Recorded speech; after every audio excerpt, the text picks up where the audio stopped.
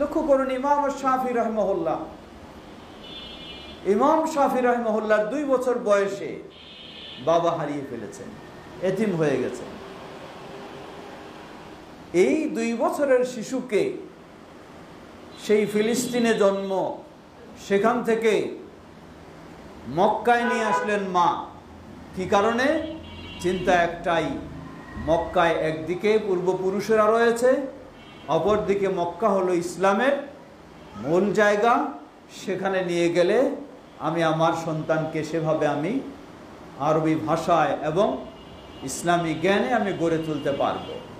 মা বিধবা মেয়ে, একজন মহিলা, এই ছোট্ট বাচ্চাকে সেভাবে নিয়ে এসে মক্কার পরিবেশে একজন শ্রেষ্ঠ ইমাম হিসাবে গড়ে তুললেন।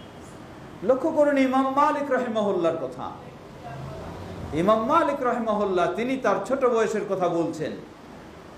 তিনি বলছেন যে আমি যখন ছোট ছিলাম, আমার মা আমাকে সুন্দরভাবে পোশাক পরিয়ে দিতেন, আমার মাথায় পাগড়ি পরিয়ে দিতেন, দিয়ে বলতেন, যাও তুমি মদিনার সবচেয়ে বড় মুহাদ্দিস, তার কাছে গিয়ে তুমি দিন শিখো, ইলম শিখো।